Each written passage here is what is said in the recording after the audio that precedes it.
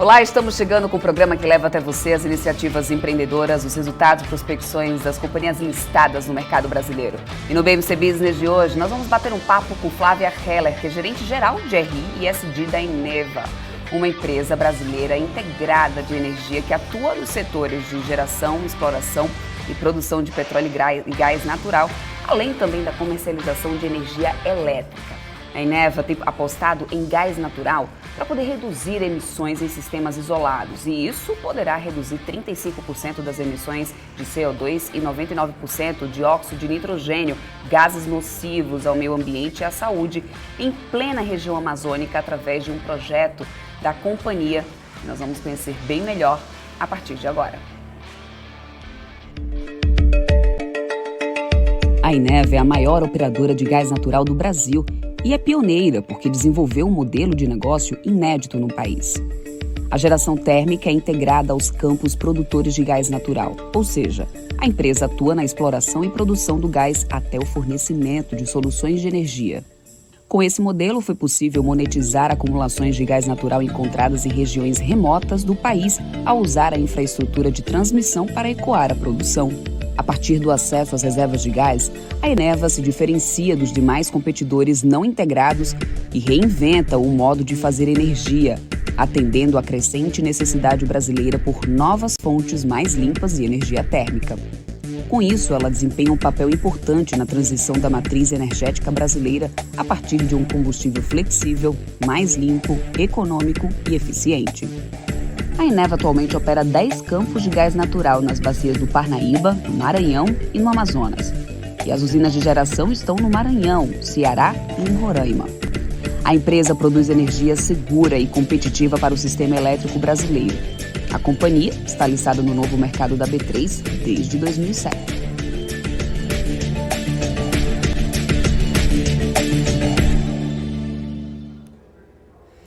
Mas antes da gente bater um papo aí com a Flávia, gerente-geral de RI e ESG da Eneva, deixa eu trazer o Alex André, especialista de investimentos, meu parceiro de todos os dias aqui no BMC Business. Já está aqui comigo, Alex. Além de pioneira, a Eneva também assinou recentemente contratos de concessão de blocos de exploração de ativos nas bacias Amazonas, Solimões e também Paraná, né? Foram comprados aí na oferta permanente de 2020, não é isso? É isso mesmo, Débora. E a própria Eneva, né, também vem surfando muito essa relação, né, da crise hídrica, né, ou seja, a falta, né, de energia proveniente, né, por própria hidrelétrica, né, então a própria Eneva, né, que também tem esse segmento, né, um segmento muito forte em relação à geração de energia proveniente a gás, né, e isso vem cada vez mais precificando as suas ações, né, para cima ao longo dos últimos meses. Pode ver que as ações também corresponderam muito bem. Eu acho que a gente vai falar um pouquinho também, né, Débora, sobre ESG, que é uma pauta também muito interessante, e claro, os projetos da companhia, e aproveitando esse momento, né, econômico aqui no Brasil e também um cenário mais micro, né, esse cenário, como você acabou de falar, um cenário, né, de concessões, enfim, de novas compras, né, então a própria Eneva também vem surfando essas novas aquisições para fortalecer o seu pipeline, né, Débora? Exatamente isso, Alex. Ainda a gente vai falar mais também por aqui hoje de CBA, também vamos falar de lojas americanas, né? Lojas americanas que inclusive a partir de segunda-feira tem aí, né, a junção das operações aí com a B2W está sendo bastante falado. A gente ainda vai chegar nesse ponto, vamos falar de tudo isso por aqui, mas agora a gente vai bater um papo ao vivo com a Flávia Heller, que é gerente geral também de RI e ESG da Eneva, já está aqui com a gente. Uma ótima tarde para você, Flávia. Obrigada por ter aceito o nosso convite. Imagina, obrigada a vocês pelo convite, pela oportunidade, né, de vir aqui divulgar e esclarecer dúvidas sobre a companhia.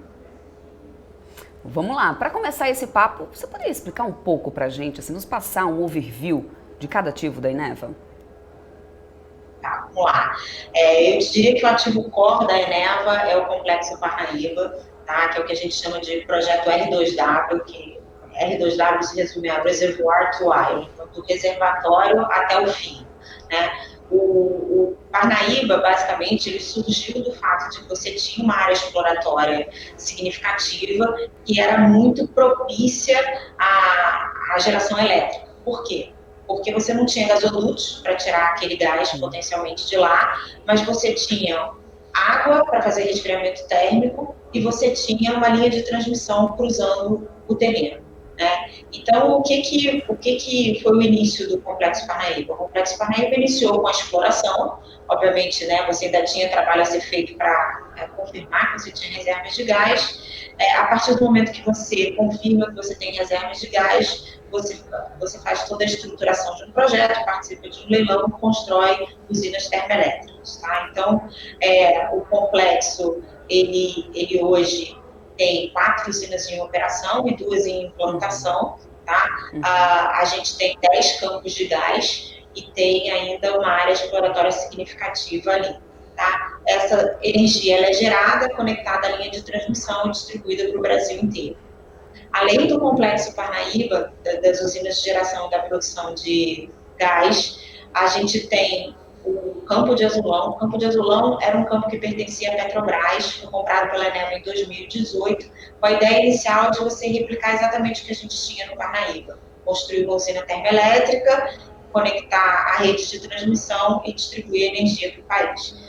Só que depois surgiu a crise energética de Roraima. A Roraima, a capital de Roraima, Boa Vista, é a última capital que não está conectada ao que a gente chama de SIN, que é o Sistema Integrado Nacional.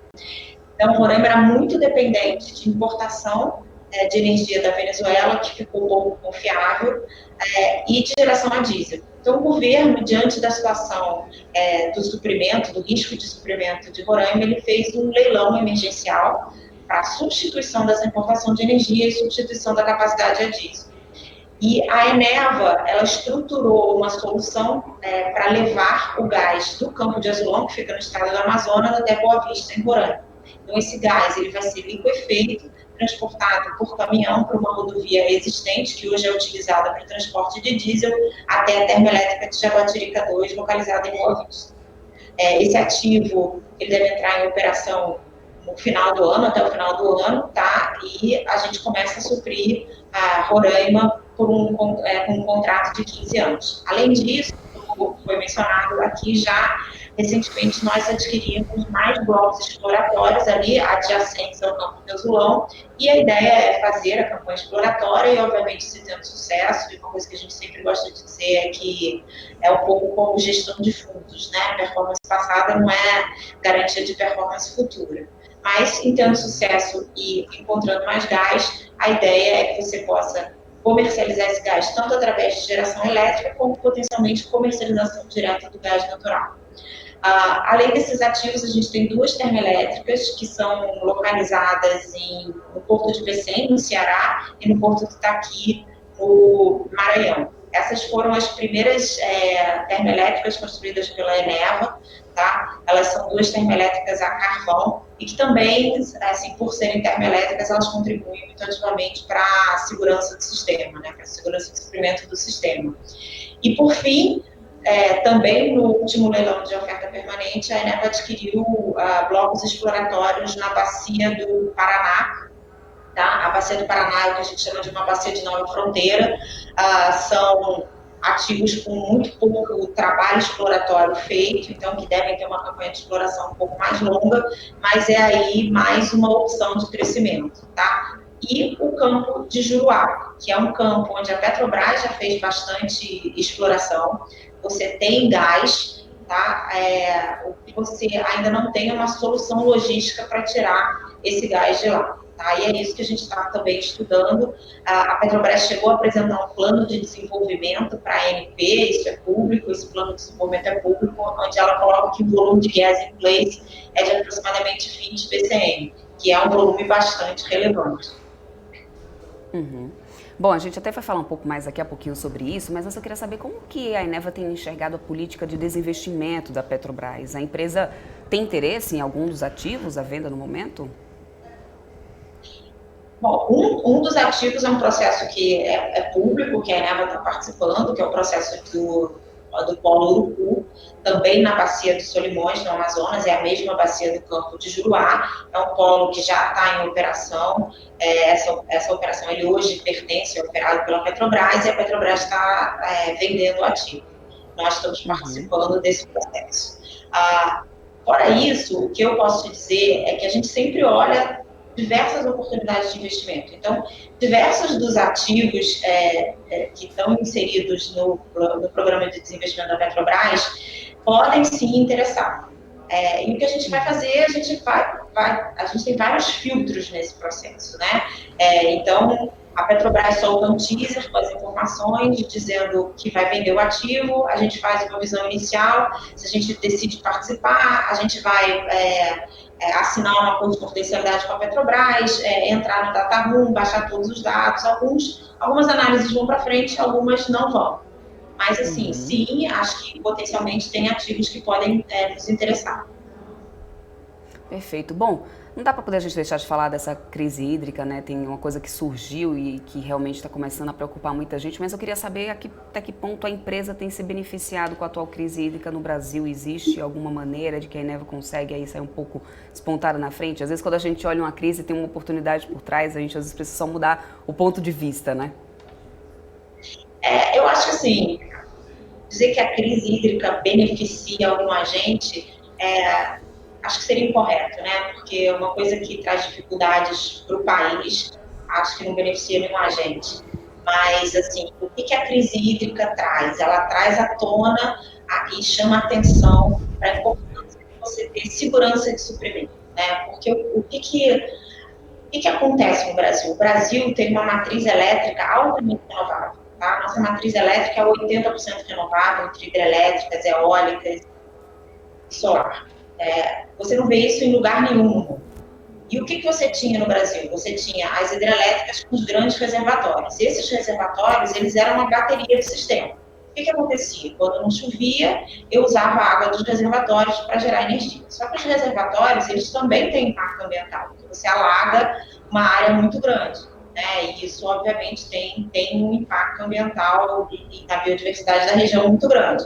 A partir das últimas décadas, você parou de licenciar hidrelétricas com grandes reservatórios. Então, a nova capacidade hidrelétrica que foi construída é o que a gente chama de fio d'água. Basicamente, é a força da vazão do rio que gera energia. Então, assim, no Brasil, você tem uma época chuvosa, muito pronunciada, muito concentrada no começo do ano, e uma época seca, que fica mais no segundo semestre do ano. Então, quando está chovendo muito, você tem uma vazão grande do rio e você consegue gerar mais energia. Então, quando você tem uma crise hídrica, você tem uma vazão menor e você consegue gerar menos energia.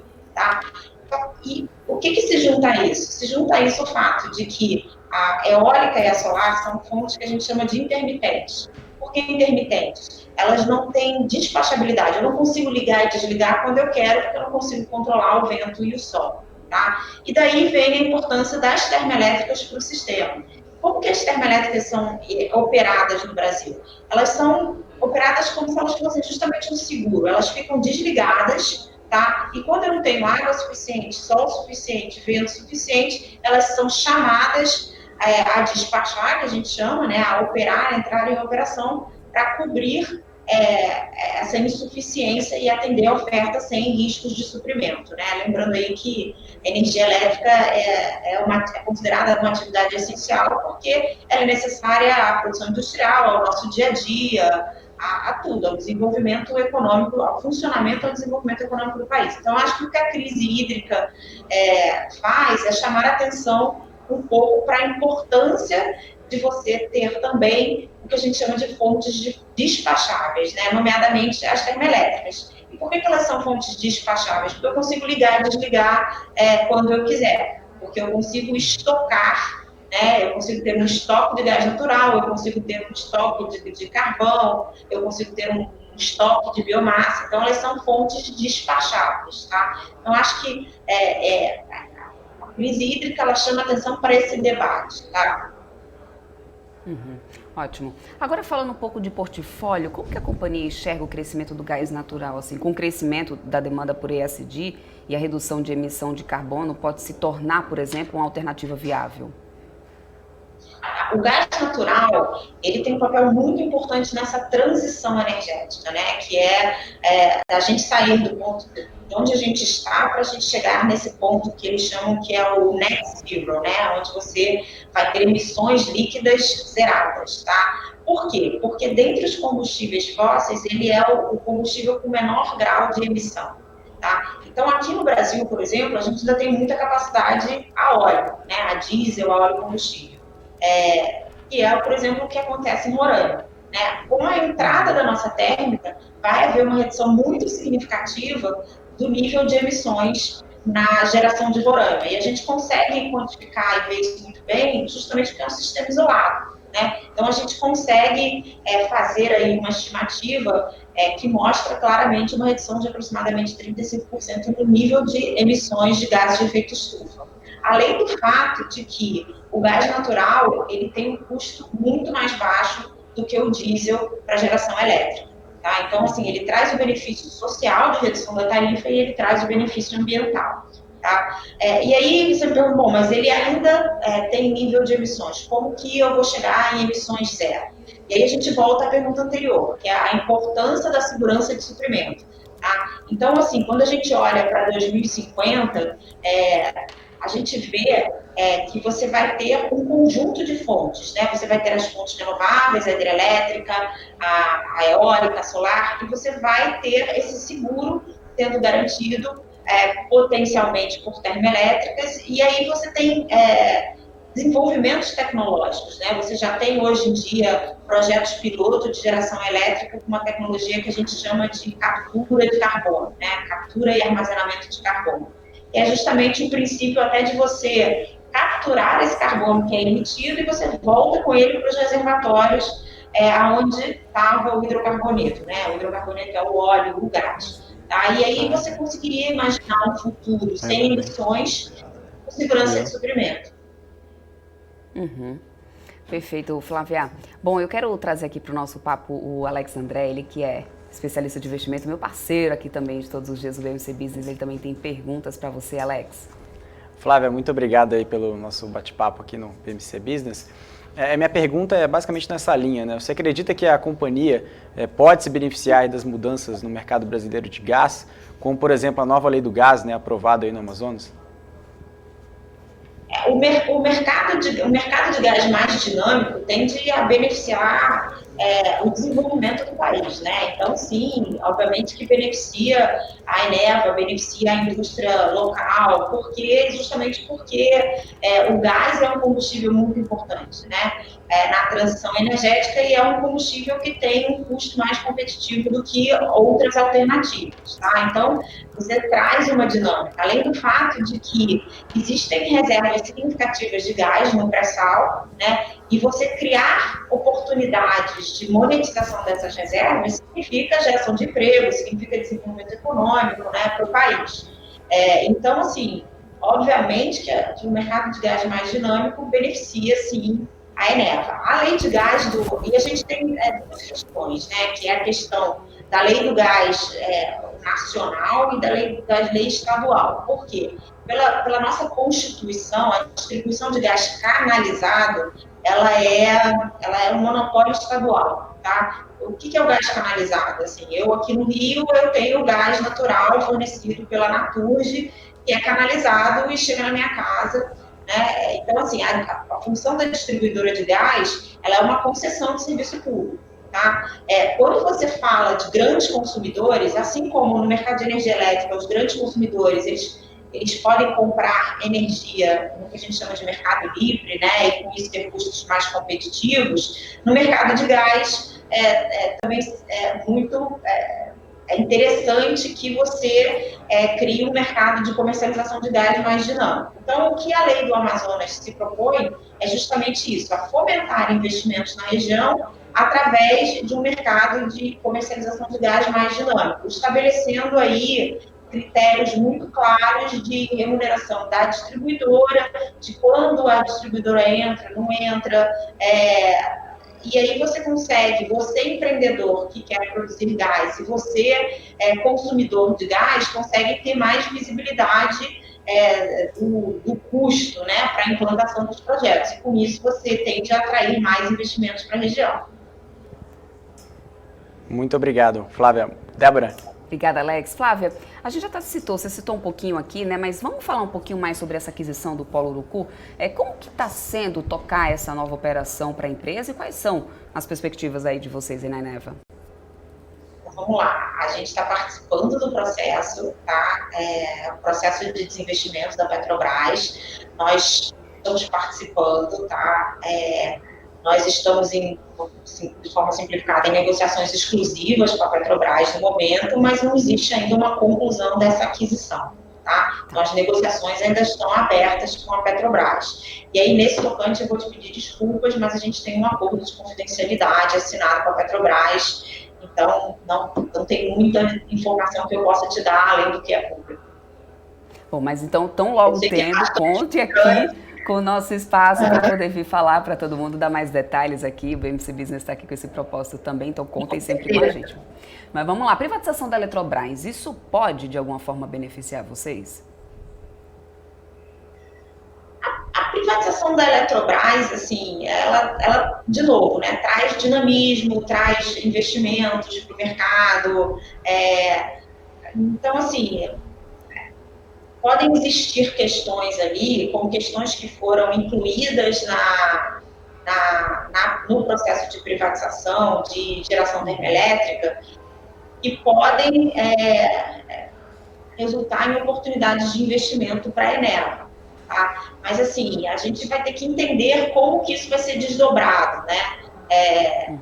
Quais são as regras, quais vão ser as diretrizes. Então, assim, seria muito preliminar chegar a qualquer tipo de conclusão em relação a isso. Tá? Mas, assim, de novo, eu acho que para o setor elétrico como um todo, a privatização da Eletrobras tende a ser positiva, né? Traz dinamismo aí para o setor, mais investimentos, então tende a ser positivo. E como que a companhia enxerga, de uma forma geral, o mercado de GNL no Brasil? Assim, como que está a penetração da companhia no setor? Tá.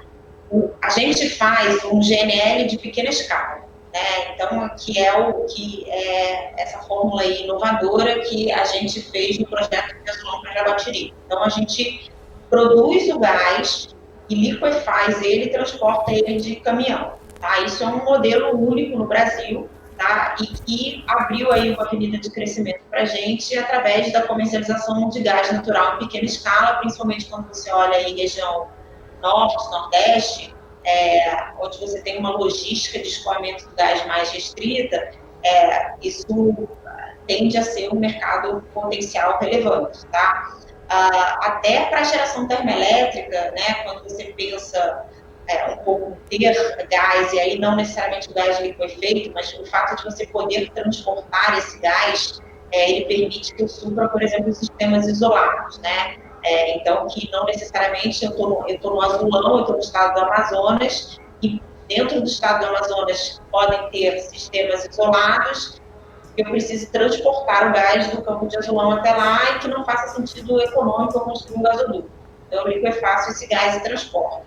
Além disso, você tem a importação de GNL via grandes terminais na costa, né? A Eneva não tem nenhum investimento em grandes terminais de GNL, mas certamente, de novo, são coisas que trazem dinamismo ao mercado de gás, que tendem, até com a nova lei do gás, a trazer uma dinâmica diferente, até, de repente, promover a expansão dos gasodutos, né? Os gasodutos no Brasil, eles são muito limitados ao litoral do Brasil, né? Então, com uma oferta maior de gás, você até pode criar uma demanda, atender uma demanda reprimida e até estimular investimentos na expansão dos gasodutos. Uhum. E Flávia, referente à energia, existe algum leilão em breve aí que vocês estejam de olho, que seja interessante de repente para a companhia? Existe um leilão de capacidade programado para o final do ano, tá? As diretrizes gerais desse leilão estão em consulta pública, tá? Então, assim, está num momento onde a EPE está aceitando inputs, né, para discutir quais vão ser as regras gerais desse leilão. Por que esse leilão é interessante? Ele é um leilão para termoelétricas e para hidrelétricas. E qual é a intenção? A intenção é que você remunere as termoelétricas, né, pelo atributo de despachabilidade. Tá? Então, o que vai acontecer? Eu tenho que ter, no Brasil eu vou ter a EPE, que é a Empresa de Planejamento Energético, ela vai planejar a evolução do sistema elétrico, e eu tenho o ONS, que é o operador. O que esse operador faz? O operador, ele garante que com aquela capacidade instalada de geração, com aquela transmissão, eu consigo atender a demanda por energia elétrica no país, né? Então, o operador, ele vai olhar o sistema e ele vai trabalhar junto com a EPE para falar o seguinte, olha, aqui vai fazer simulações, por exemplo, de cenários hidrológicos, né? Então, assim, ele vai fazer simulações de cenários de chuva, e ele vai ver, olha, aqui, estatisticamente, eu estou vendo que, poxa, eu preciso de despachabilidade, porque se até a época do ano eu não vou ter chuva, eu tenho um risco aqui, que se eu não vou ter vento suficiente, não vou ter sol suficiente, eu preciso das termoelétricas. Então, ele precisa saber que ele tem essa energia despachável, esse seguro, né? Então, o leilão de capacidade, hoje, o que acontece? Os leilões, o governo organiza leilões, onde as distribuidoras comunicam a demanda e as geradoras inscrevem os projetos e o governo organiza um leilão, que é um encontro entre demanda e oferta, né? O que vai acontecer? O que tem de acontecer? No leilão de capacidade, você vai, como se você separasse esses dois atributos, né? O atributo de capacidade, que é o atributo de segurança de suprimento, e o atributo energia em si, né? Então, esse leilão é interessante porque nosso portfólio, ele é um portfólio termoelétrico, né? Então, assim, ele é um leilão que a gente está olhando, é um leilão que tende a ter uma participação muito grande de termoelétricas, e a gente está acompanhando essa consulta pública para ver quais vão ser as regras exatas desse leilão. Bom, falando agora um pouco de resultados, em comparação com o primeiro trimestre do ano anterior, vemos um crescimento bastante flat da empresa em seus resultados. Com uma receita operacional crescendo apenas 1,3% e um EBITDA crescendo 2,8%. Esse crescimento mais sutil foi impactado por algum fator? A gente pode esperar, de repente, melhor crescimento nos próximos resultados? Então, a nossa empresa é uma empresa que, por exemplo, você não consegue comparar com varejo, por exemplo, né?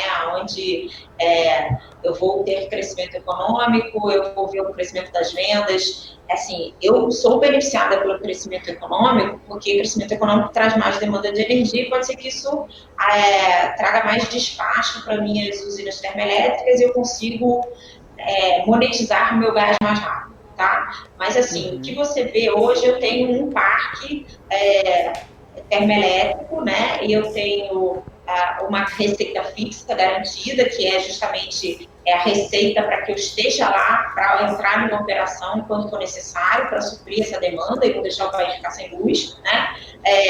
E eu tenho uma receita variável. Essa receita variável, ela depende do despacho termoelétrico, né? Então, assim, quem determina esse despacho é o ANS. Então, eu dependo de condições hidrológicas, eu dependo a gente, em 2020, passou por um cenário de pandemia, né? Obviamente que a pandemia não pegou o primeiro trimestre, né? Mas a gente está voltando agora a uma recuperação econômica. Então, são fatores outros. Se você me perguntar assim, em 2022, eu tenho 2 novos projetos entrando em operação, Parnaíba 5 e Jaguatirica 2, né? Atlon Jaguatirica 2. Esses projetos, eles têm a receita fixa deles e eles, por si só, já vão gerar um crescimento de receita. Mesmo eu considerando zero de despacho, eles já gerariam um crescimento de receita, tá?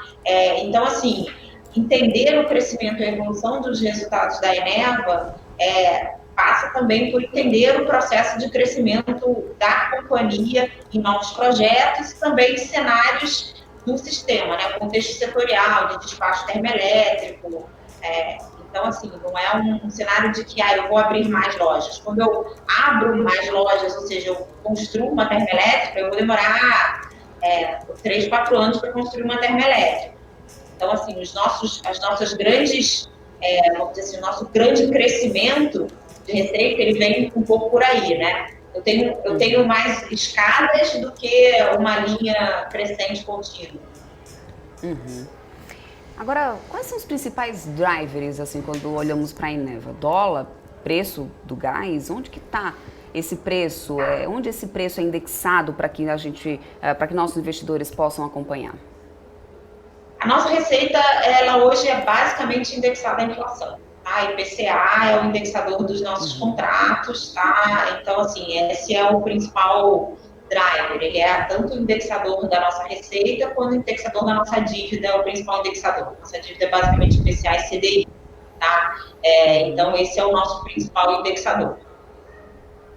Tá. A gente pode dizer que o atual indicador... A gente não tem posição cambial hoje, tá? A gente pode dizer que o atual indicador de dívida líquida por EBITDA de 3,3 vezes está alto? A companhia está buscando algum patamar específico? Assim, essa alavancagem é motivo para preocupação? Não, ela não é motivo para preocupação, ela está muito casada com a fase de investimentos. Então, como eu mencionei, a gente está em fase final de construção de 2 usinas. Né? Então, essa alavancagem, ela vem do financiamento para a construção dessas 2 usinas. No ano que vem, essas usinas entram em operação. Significa que eu vou aumentar o meu denominador, né? Então, meu EBITDA cresce e a minha dívida líquida EBITDA vai cair de forma muito acelerada, né? A não ser que eu continue crescendo, assim, eu entrei com o EBITDA, essa dívida líquida ela tende a cair. Então, assim, o nosso conforto, para você ter uma ideia, o covenant da nossa dívida, hoje, ele é de 5 vezes, tá? Então, assim, eu estou numa posição muito confortável de liquidez hoje, mesmo considerando esse cenário de investimentos. E a partir do ano que vem, isso cai muito rápido, ou seja, eu continuo com capacidade de investimento para crescimento. Uhum. Eu quero trazer o Alex aqui de volta, ele tem mais perguntas aqui para falar um pouquinho, entrar um pouco nessa questão da pauta ESG. Alex? É isso mesmo. Flávia, falando um pouquinho sobre essa pauta... Então, acho que não tem como deixar de falar, né? Todas as companhias que nós conversamos aqui no BMC Business, né, Débora, a gente aborda esse assunto. E falando sobre a Eneva, né, vocês pretendiam aí estabelecer compromissos sociais, ambientais, de governança esse ano, né? E entre os objetivos da companhia, também para o ano, né, estão o foco nas soluções de energia, né, que substitui aí as fontes mais poluentes, né, pelo gás. A que pé está essa agenda de ESG da Eneva hoje? Trabalhando bem ativamente. Eu te falo que hoje grande parte do meu tempo está dedicado a isso, tá? Eu acho que uma coisa muito característica da Eneva é não querer divulgar compromissos vagos, tá? Então, assim, o que a gente vem fazendo já desde o ano passado é justamente estudar quais são os impactos e quais são os melhores caminhos para o nosso negócio, né? Então, a gente teve também um passo muito importante, que é o passo de organizar e divulgar mais e melhor as informações relacionadas a ESG. No ano passado, a gente divulgou o nosso primeiro relatório de sustentabilidade, o nosso está, assim, esse ano está saindo do forno, e a gente, esse ano, vai responder ao CDP, que é um projeto muito material, né, no mercado, ou seja, todas as empresas, muitas empresas, né, divulgam as informações de impacto climático através do CDP, então também é uma divulgação importante para a gente está fazendo um estudo de riscos climáticos, ou seja, um mapeamento aí de riscos e oportunidades, né, porque as mudanças climáticas não trazem só riscos, podem também trazer oportunidades de investimento.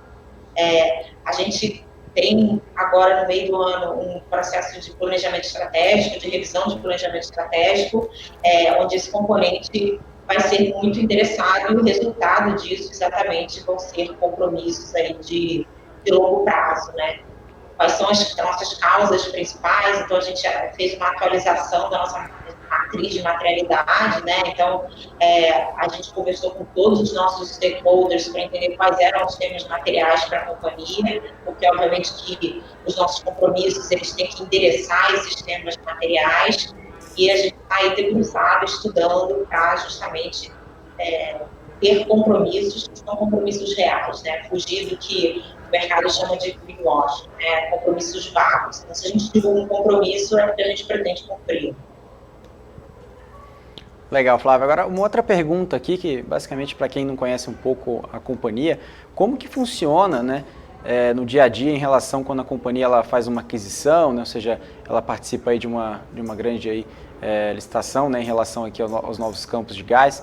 Como que funciona em relação à sinergia, tanto de custos, né, como que isso pode transitar dentro do resultado da companhia? Claro que depende, né, de cada ativo, mas falando de forma geral, não de uma forma quantitativa, mas de forma qualitativa, e se existe algum risco operacional mediante também se a companhia conseguir ganhar um bid, né, também.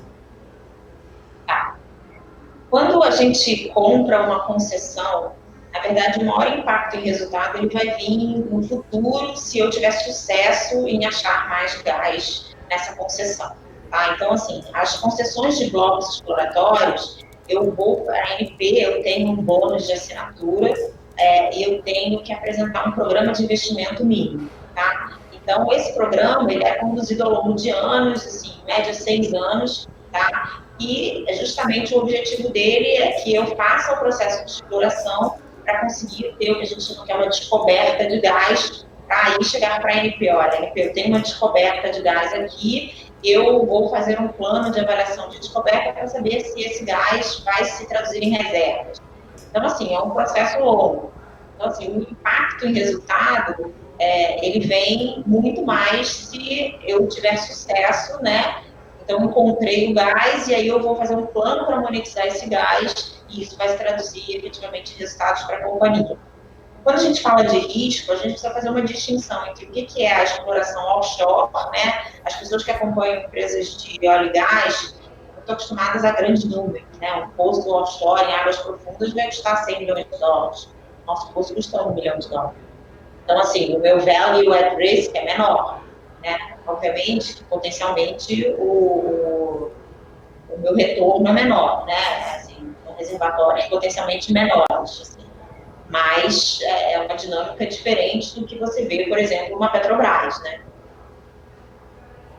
Muito obrigado, Flávia. Agora eu vou passar aqui para a Débora, ela tem umas perguntas também do chat, né, Débora? Exatamente isso, o pessoal já está deixando aqui perguntas. Flávia, vou trazer algumas aqui para você. O Vinícius Pedrosa, ele pergunta assim, além de gás e carvão, vislumbram também incluir outras fontes como eólica, solar? Sim. O que acontece? Se você olhar hoje o plano decenal de expansão do governo, você vai ver que tem duas principais linhas de crescimento. Eólica e solar e gás, né? Geração a gás. E a Eneva, ela é uma empresa que, assim, ela tende a gerar recursos para continuar crescendo, né? Então, assim, o que é o nosso desafio? Nosso desafio é achar oportunidades de investimento e sozinhos os nossos acionistas não achariam, né? Então, é rentabilizar o dinheiro deles mais do que eles conseguiriam fazer sozinhos, né? Então, assim, acho que a gente sempre busca oportunidades de investimento. Se você olhar para onde o segmento vai crescer, obviamente que vão existir oportunidades em energia eólica e energia solar. Então, assim, a empresa não tem uma preferência por uma fonte única. A empresa vai atuar no setor elétrico, de geração elétrica, né, e de exploração e produção de hidrocarbonetos, sempre buscando retornos diferenciados. Então, por que a gente nunca investiu num projeto de eólica, por exemplo, um leilão, como a gente fez com termoelétrica? Porque a gente nunca conseguiu achar um projeto que a gente acreditasse que tinha retornos atrativos. Tá? Mas, assim, acho que parte da nossa missão é justamente buscar essas soluções diferentes, né, para conseguir esses retornos atrativos. Então, assim, do mesmo jeito que a gente vai olhar todos os projetos de desinvestimento da Petrobras, a gente vai olhar outras oportunidades que podem ser em geração renovável que venham ao mercado.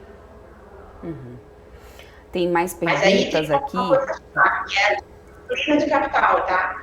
É a disciplina de você não fazer um projeto por si só, mas fazer um projeto que traga retorno.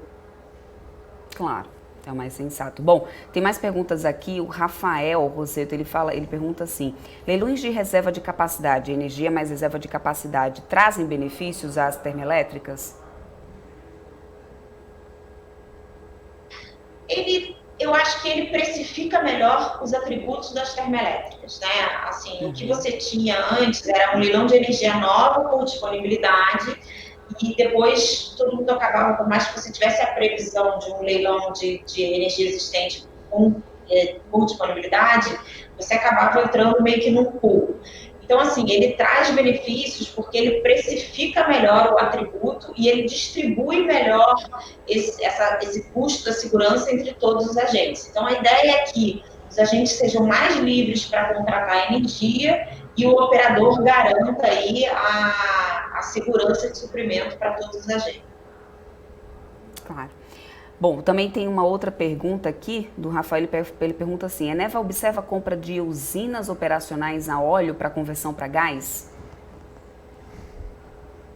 A gente não olha nada disso no momento, tá? Assim, hoje, até porque assim, a conversão, ela nem sempre é possível, você tem que analisar qual é a máquina, tem máquinas que têm uma conversão muito simples e podem ser facilmente conversíveis, tem outras que é o mesmo custo de você construir uma nova, tá? Então, assim, não é uma coisa que a gente olha ativamente hoje. Em sistemas isolados pode ser que isso seja uma opção, mas aí é um caso a caso, né? Porque depende de como tem que ser feita a conversão. Uma outra pergunta aqui dele é se vocês aí, né, vocês vêm em demanda por UTE para os próximos leilões de energia. A gente acabou de ter um leilão com uma demanda baixa, né? Termoelétricas, foi contratado só um projeto da Petrobras.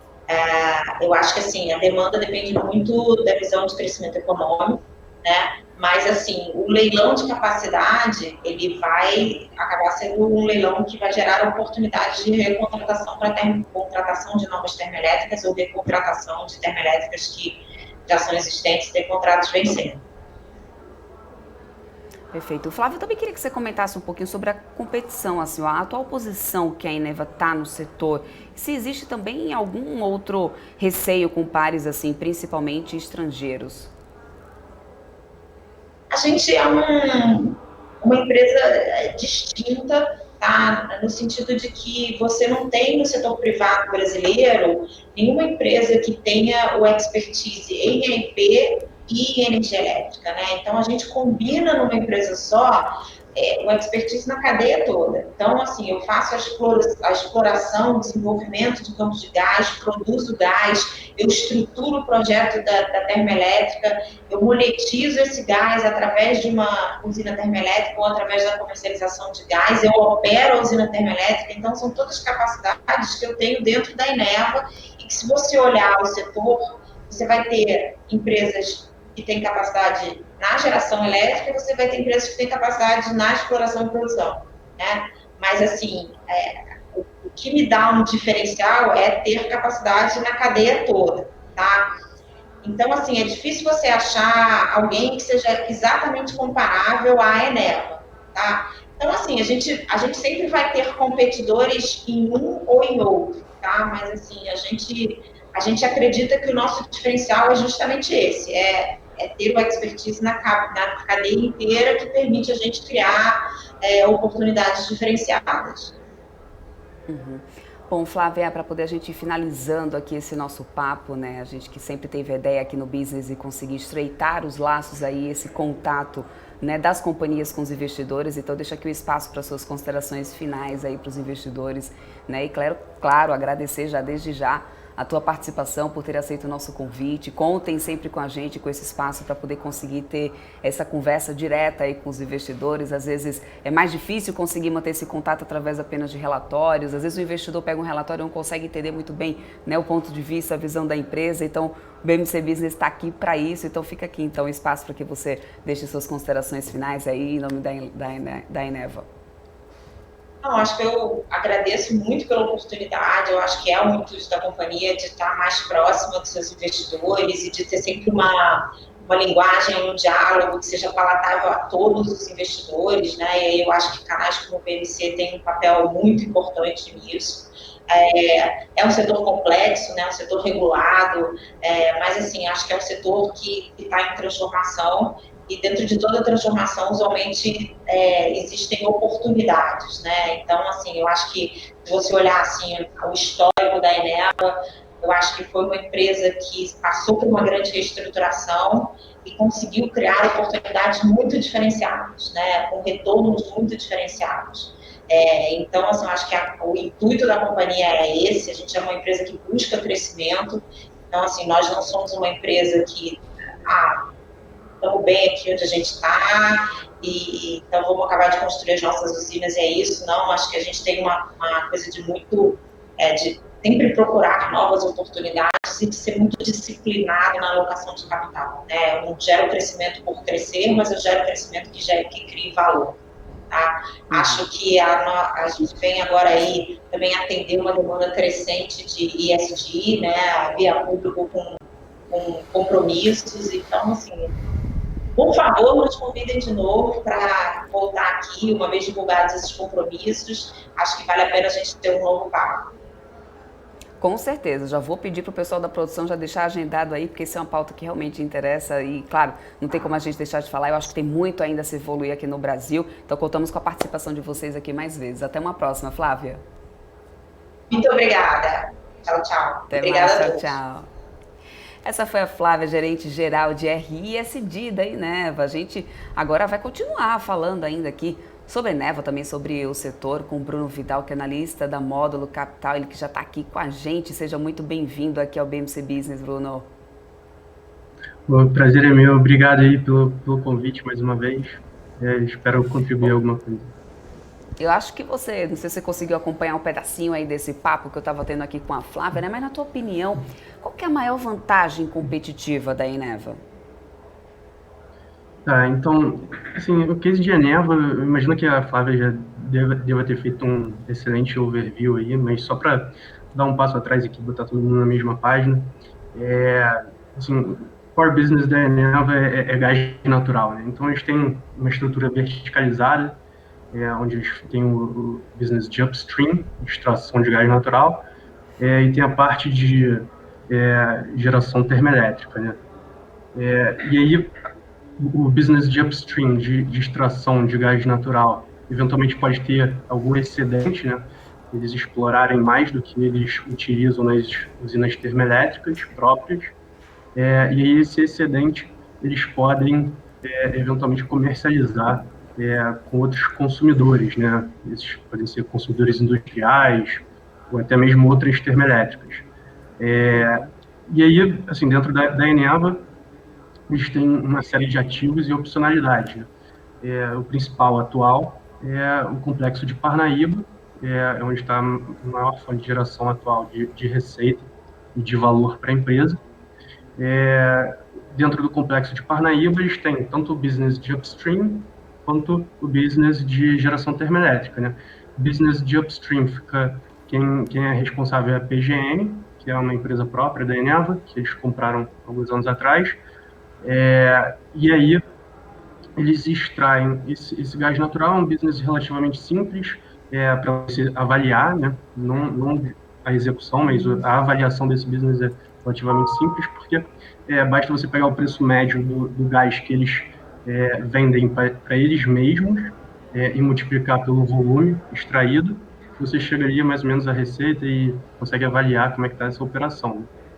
E aí eles vendem esse gás para as usinas termoelétricas de Parnaíba, as usinas próprias deles, que aí é um pouco mais complexo de você avaliar, porque uma parte da receita, eles têm uma receita fixa e outra parte é variável, né?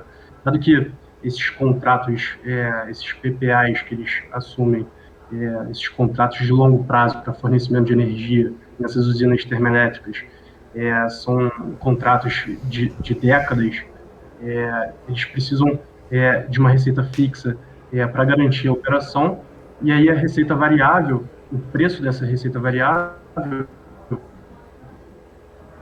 é o CVU, custo variável unitário. Eles são remunerados a esse CVU, quando eles são despachados, né? E em um ano de crise hídrica como o atual, é esperado que essa receita variável seja bastante positiva, né? E aí uma das sacadas da Eneva, eu acho, é que como eles possuem uma estrutura extremamente verticalizada, eles conseguem extrair o gás natural a um preço mais baixo do que o implícito nessa CVU. Então, eles conseguem uma margem variável conforme eles são despachados, né? Então, eles conseguem monetizar a molécula de gás natural tanto com a extração da PGN, vendendo para eles mesmos, nessa receita variável de CVU que eles recebem conforme são despachados. Então, esse é o Complexo de Parnaíba, aí tem Azulão e Jaguatirica, eu imagino que a Flávia deva ter comentado também, que Azulão eles têm lá o campo de upstream deles, de extração parecido com a PGN, só que em uma escala bem menor, né?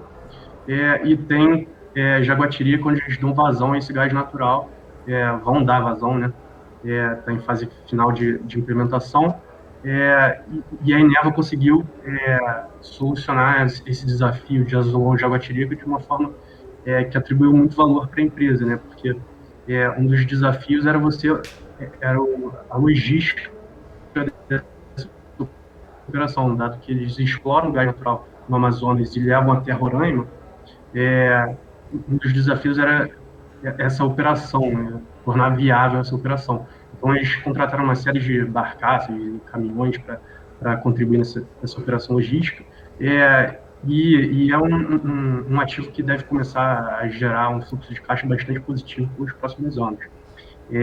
Então, isso atribui bastante valor à empresa.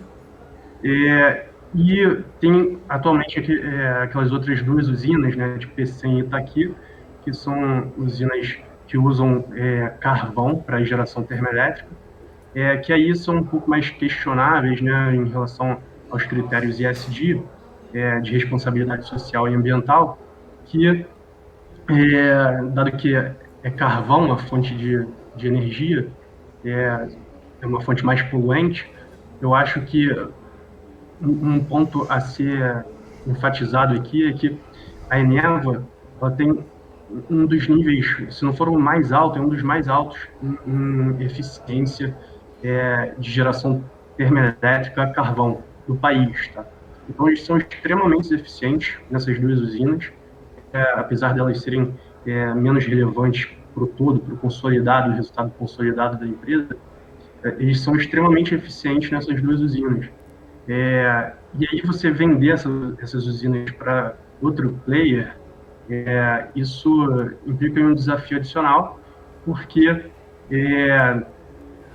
esse outro player não necessariamente vai ter o mesmo nível de responsabilidade que a Eneva tem, dado que o management da Eneva atual é um dos melhores do país, então eles são extremamente responsáveis nesses critérios, e o contrato dessas duas usinas de geração a carvão vão só até 2027, 2028. Então, a gente está falando aí mais 6, 7 anos de operação, que eventualmente gera valor para a companhia, dado que o fluxo de caixa é bastante positivo, e eles podem reutilizar esse fluxo de caixa para um reinvestimento em fontes renováveis.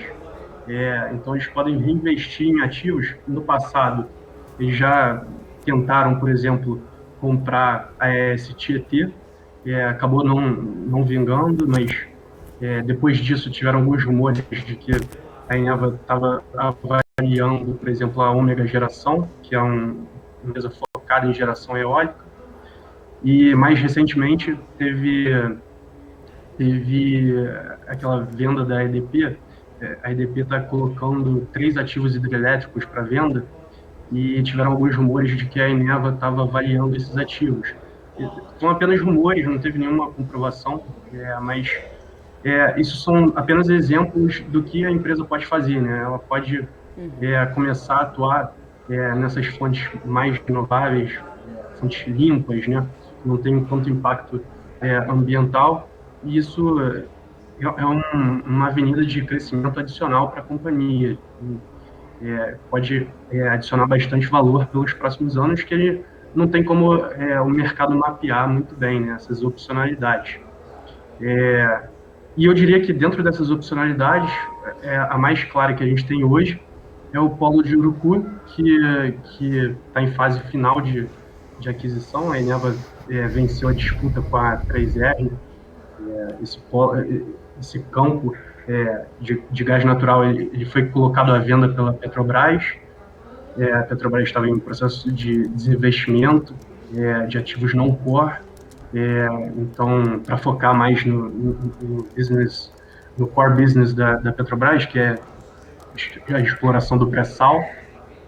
Então o polo de Urucu está em fase final, assim, já é praticamente dado que a Eneva vai levar esse ativo, e aí tem potencial para mais do que dobrar o tamanho da empresa, né, o potencial da empresa atual.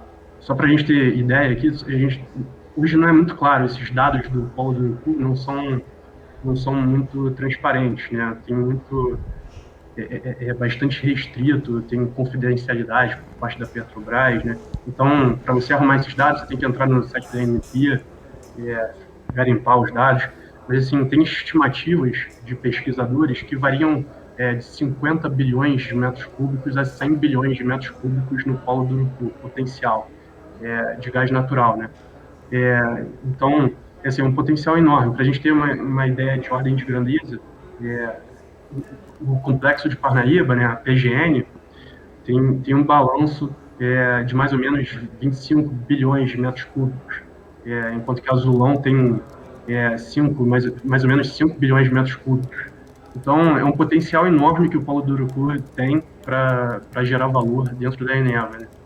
E é esperado que esse processo seja concluído aí até o fim do ano, início do ano que vem.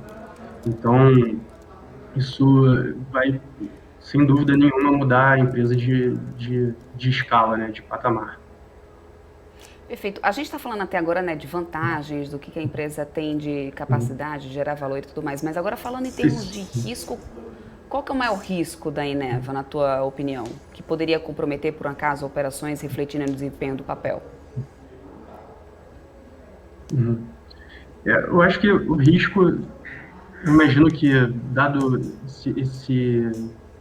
a característica do business dela, eu imagino que os riscos são mais associados a esses critérios ESG mesmo, principalmente no aspecto ambiental, né? Então, para você explorar gás natural, você tem uma série de complexidades, né, operacionais. Tem discussões a respeito do fracking, por exemplo, que é você bombardear o subsolo para extrair gás natural, então você pode eventualmente causar alguns desequilíbrios ambientais, mas dado que a Eneva é a Eneva e o nível de preparo da diretoria, dos conselheiros, dos funcionários da empresa, eu imagino que esse risco seja extremamente controlado internamente. Então, me parece assim, um retorno potencial bastante positivo, dado esse nível de risco. Bom, perfeito. Bom, no início do ano a ação vinha subindo bastante, né? Hoje, por exemplo, aqui passou o dia em queda. Como que você tem visto o preço da ação? Inclusive, tinha um pessoal aqui no nosso chat também perguntando a mesma coisa, querendo saber qual que seria aí, né, um preço justo, de repente, para as ações aqui da Eneva. Estava a Natália aqui perguntando sobre isso.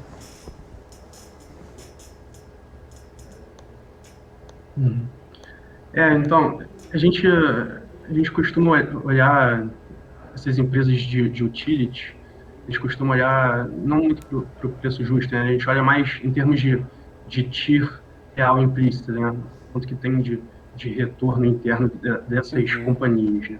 Então, Eneva hoje, assim, o mercado em geral estima uma TIR real em torno de 8%, só que vale deixar bastante claro aqui que, dado essas opcionalidades que a gente comentou no início aqui da nossa conversa,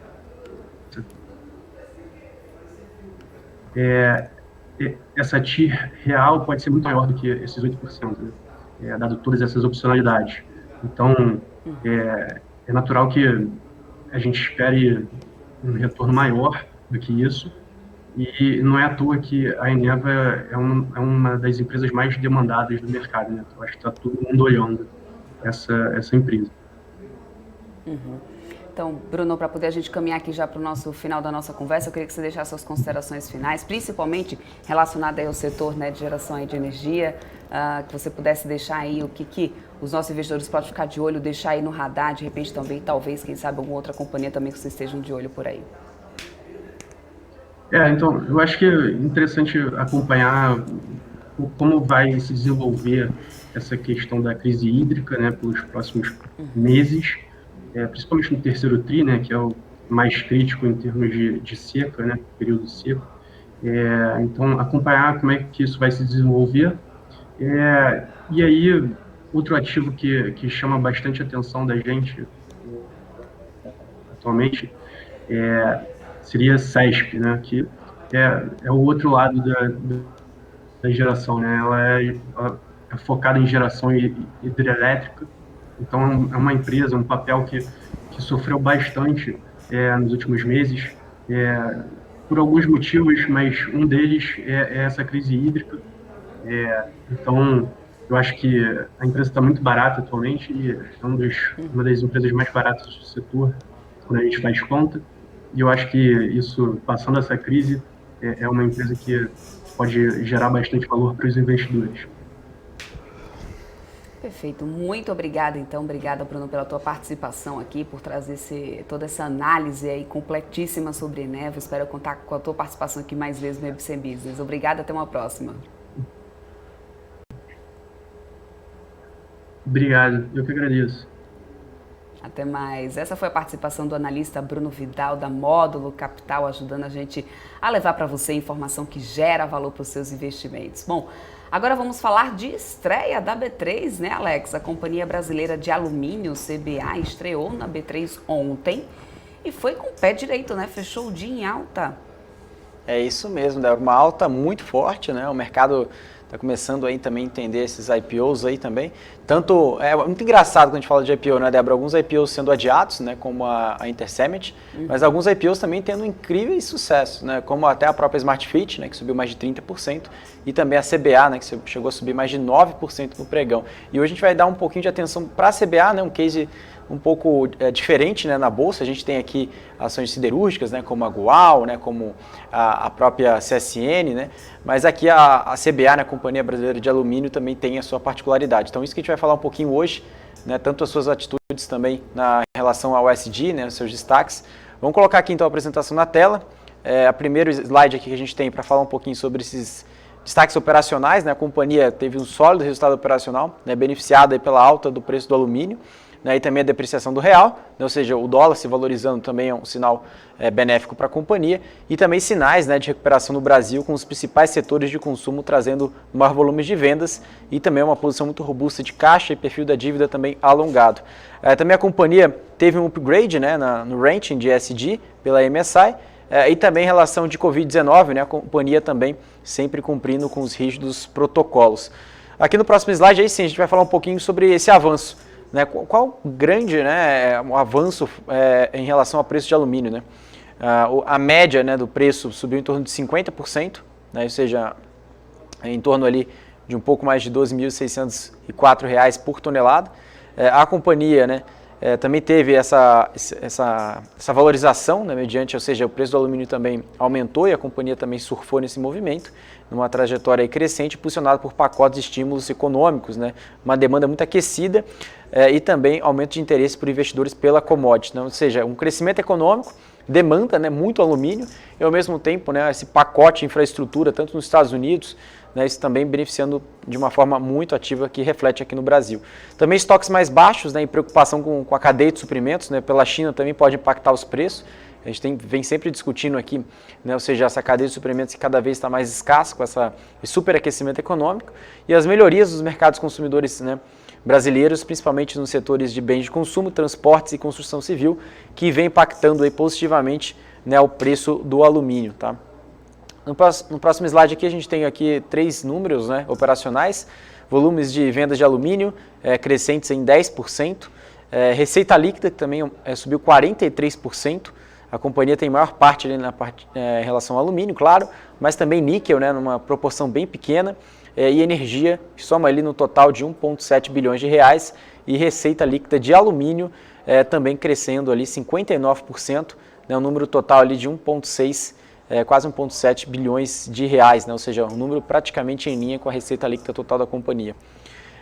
O próximo slide vai falar um pouquinho sobre o resultado operacional, sobre despesas operacionais, né, que aumentaram ali 21%, principalmente o G&A, né, que saiu de 57 milhões para 69 milhões de reais, e também vendas, despesas com vendas aumentou 1 milhão de reais no período, ou seja, 21% total para 77 milhões de reais.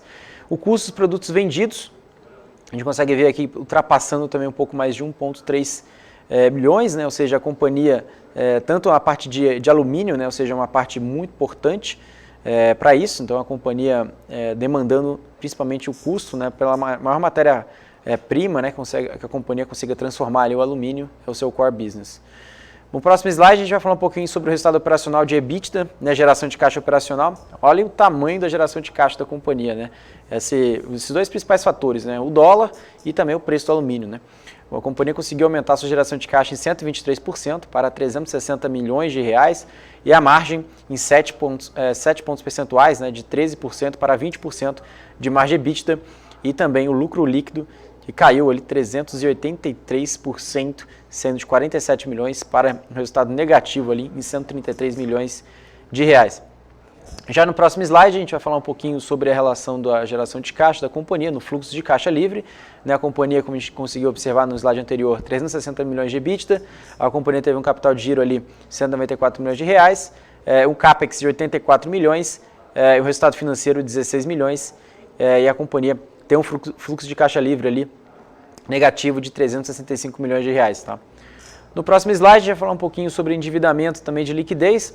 A companhia aumentou ali em relação à dívida líquida por EBITDA, saiu um pouco de 3,08 vezes para 3,53 vezes, né? A relação da dívida também aumentando de 2 para 3 bilhões de reais, e o cronograma de amortização, a companhia tem 900 milhões em caixa, e a companhia tem uma dívida ali mais relevante a partir de 2024, 1,1 bi, e depois ele gira entre em torno de 2025 e 2026, 600 milhões de reais, e 2027 e 2028, 300 milhões, e de 2021 até 2023 gira em torno ali de 100 milhões de reais, ou seja, a companhia está muito bem posicionada. A maior parte da sua dívida está ali atrelada ao dólar, né, e o prazo médio de 4,4 anos, ou seja, 4 anos e 4 meses. E as considerações finais, né, falando sobre o case, a companhia tem compromissos de ESG, né, 2030, ou seja, engajamento de ações bem concretas, né, o protagonismo aí da CBA na indústria de alumínio em relação ao cenário onde ela atua, uma disciplina financeira, ou seja, resultados operacionais sólidos, né, uma liquidez robusta, né, 900 milhões de reais de caixa, resiliência, a companhia tem agilidade e capacidade de adaptação aos modelos de negócio durante a pandemia, ou seja, a companhia também vem surfando e entendendo um pouco mais a tendência do mercado em relação à retomada econômica, e a jornada CBA 4.0, né, ou seja, que eles chamam ali, principalmente com foco de inovação, novas soluções para fortalecer os negócios e também melhorar a competitividade do business. Isso daqui, Débora, basicamente é um dos principais pontos, né, que a CBA também vem olhando, né, para os próximos trimestres, para os próximos anos, cada vez mais melhorar o seu cenário econômico e também, claro, observando aí uma tendência cada vez mais aquecida pelo alumínio, né, uma demanda global, né, Débora? Isso aí, Alex. Agora a gente vai falar também sobre lojas americanas, né, que a partir de segunda-feira, como eu falei aqui no início do programa, terá as operações unificadas com a B2W e já tem analista do mercado esperando fortes quedas para o papel, né, Alex, na segunda-feira. É isso mesmo, Débora. E para entender um pouquinho, né, sobre esse movimento, né, até o ticker vai mudar, né, o ticker de negociação da companhia. Mas aqui a gente vai falar um pouquinho não da B2W, a gente vai falar um pouquinho da Americanas, como você mesmo destacou. Eu acho que vale a pena entender, né? Ou seja, a companhia ela vem tendo essa mudança, né, ao longo dos últimos trimestres, não é agora, né, que ela está planejando fazer essa mudança, o mercado já estava esperando isso, né? Mas aqui a gente tem a evolução das 4 métricas, né, da loja americana. A gente tem na parte de clientes, transações, e também na parte de frequência, na parte de clientes aqui também. O que a gente coloca aqui em consideração? Né? Clientes ativos, né, aumentaram em torno de 10 milhões de clientes ativos desde 2019, ficou basicamente flat em relação a 2020, né, quando a gente compara ali com o primeiro trimestre de 2021. Transações também, né, as transações aumentaram bastante em relação a 2019, né, 2020, passaram de 345 milhões de transações, e frequências, né, ou seja, frequências de compras por ano, cada consumidor compra na Americana em torno de 10 vezes, né, no ano, né, tá? Então é uma frequência que também vem aumentando em relação a 2019, tá? Então esse resultado não podia ser diferente, né? A companhia teve um resultado no primeiro trimestre ali de um GMV de 11 bilhões de reais, né, uma receita líquida também de um pouco mais de 5 bi, um EBITDA ajustado de 462 milhões de reais, um GMV também que a gente considera ali 0,20 de 1 bi, 1,04 bi, 1,01 bi e um lucro bruto ali de 1,6 bilhões de reais, e uma margem EBITDA, né, de 8,8%. Tá? No próximo slide a gente vai falar um pouquinho sobre essa evolução, né, do online para offline, né, ou seja, a companhia ela consegue ter integrações né, com o projeto, né, que eles chamam de gerentes digitais, integração de venda pelo WhatsApp, né, e também a participação do share, que também vem aumentando de 7,4% para 9,2% desse share referente ao GMV, uma integração do encarte digital das lojas físicas e um gráfico de movimentação de pessoas dentro da loja. Tá? Então a companhia ela consegue fazer também um movimento inverso, né, não perder a qualidade, né, do atendimento presencial, mas usando a tecnologia em seu favor, né, principalmente atendendo o cliente de forma mais precisa. E falando de forma precisa, né, a gente tem aqui a entrega mais rápida do Brasil, né, que até a própria Lojas Americanas destaca, né, no próximo slide, que a gente tem aqui a plataforma flexível, né, de fulfillment, né, ou seja, 44% das entregas são feitas em 24 horas, 14% das entregas são feitas em 3 horas e atendendo aí 100% dos CEPs atendidos, né, por um pouco mais de 22 centros aí distribuídos em todo o Brasil, principalmente de forma majoritária no sul e no sudeste do Brasil, também tem uma participação um pouco relevante ali no nordeste do Brasil. No próximo slide a gente vai falar um pouquinho sobre esse crescimento exponencial do AMI, né, o AMI que ele vem crescendo muito em relação tanto em TPV, né, o TPV de 5,1 bi, né, crescendo 350%, com um pouco mais de 19 milhões de downloads.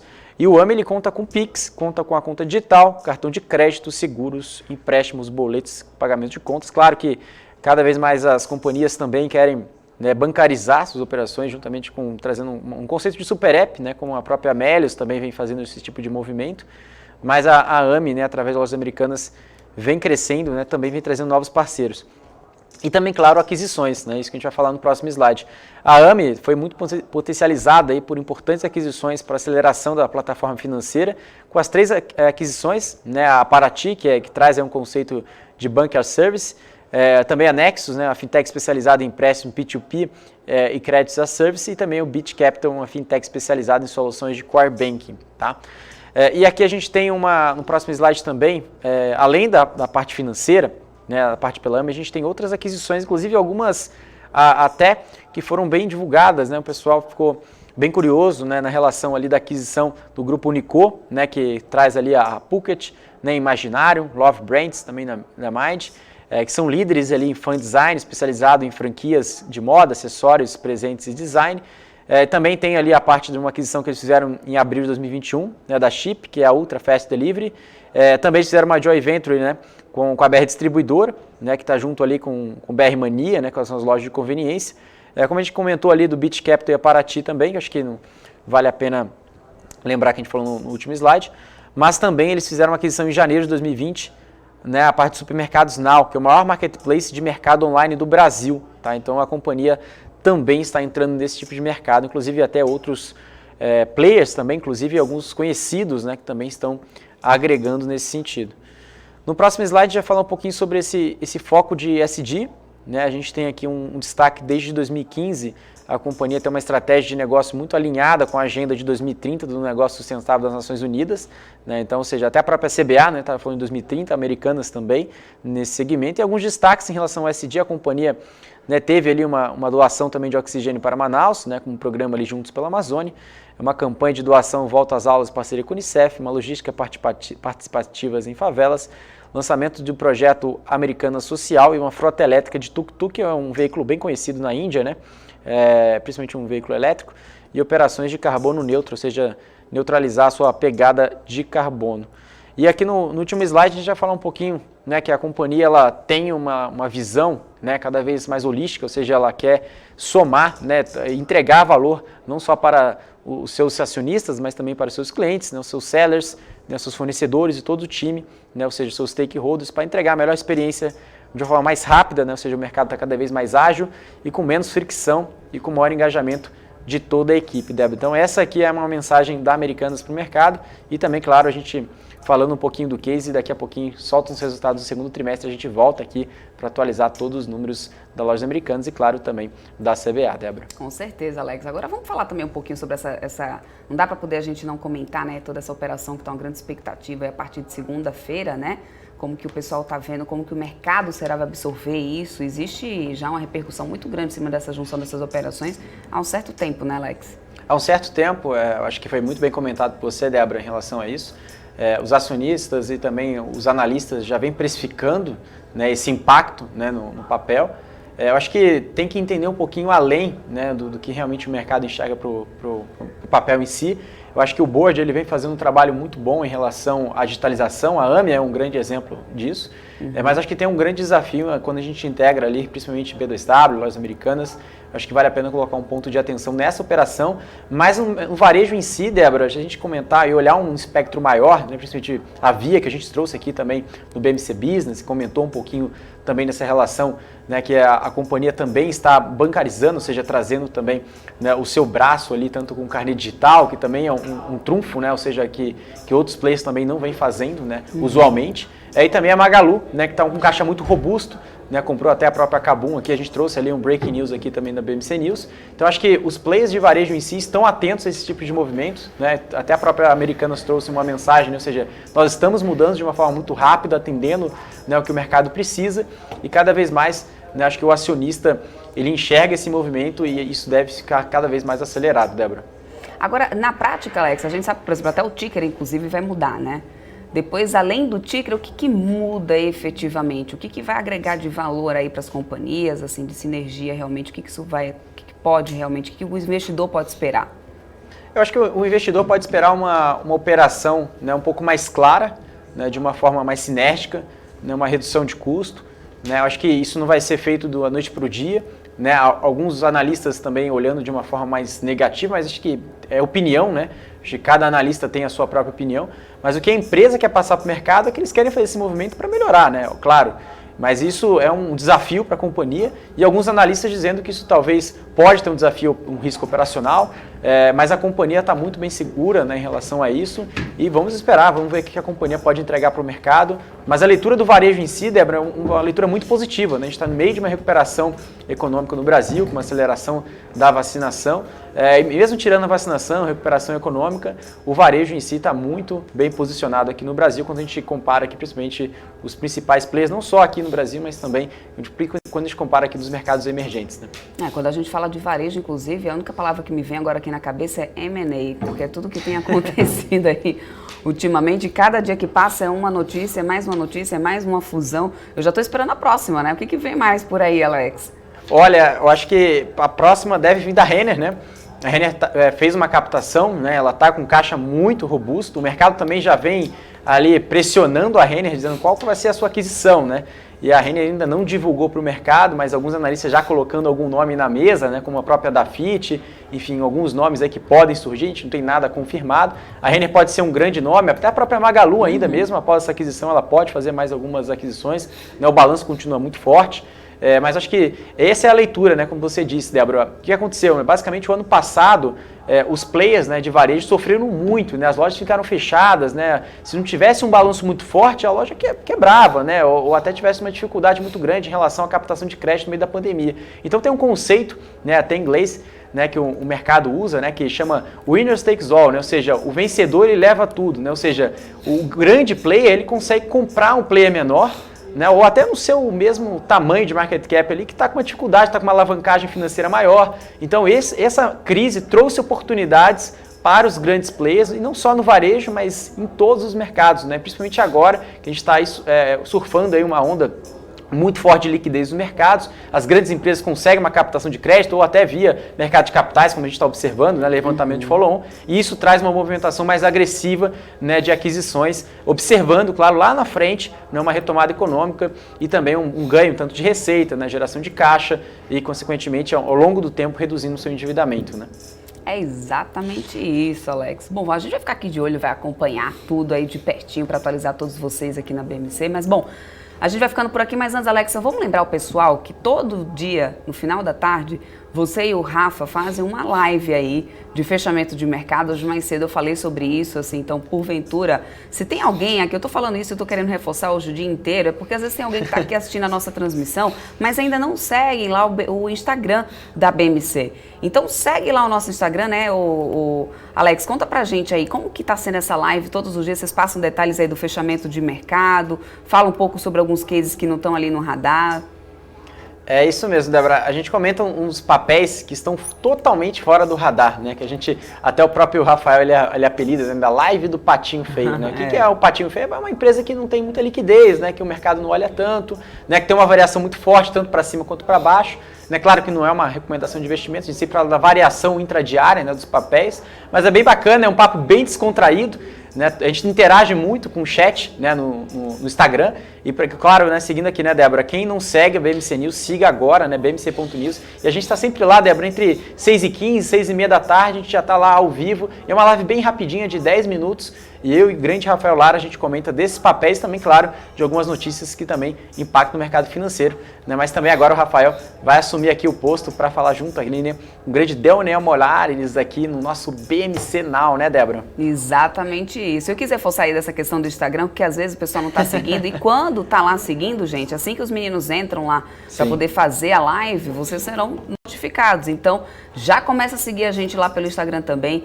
A BMC tem um portal, nosso portal que está com notícias aí, minuto a minuto, mercado nacional e internacional, tudo que vocês precisam saber aí na hora de investir, vocês encontram no nosso portal, também tem a nossa transmissão ao vivo por lá, não só no nosso canal no YouTube. Aliás, a transmissão lá pelo portal, a gente super indica, primeiro porque a gente não é boicotado pelo YouTube, segundo que não tem aquelas propagandas, sabe, aparecendo assim o tempo inteiro no início do vídeo, que fica um pouco... Então, corre lá para o nosso portal, acompanha lá a nossa transmissão, a gente fica de olho no chat, tanto do portal como aqui do nosso canal, e lá no nosso Instagram, além de também ter notícias para vocês, tem a live de fechamento de mercado aí com o Alex André, junto com o Rafa, que daqui a pouquinho também vai assumir aqui a nossa transmissão para poder levar as últimas notícias do mercado aí para vocês. Então, sigam lá, @bmc.news, porque aí vocês serão notificados sempre, não vão perder nenhuma informação aí, não vão perder um momento aí dessa live, não vão perder nada do fechamento do mercado, né, Alex? Mas a gente vai ficando por aqui, vamos sextar, vamos deixar aqui para o Daniel,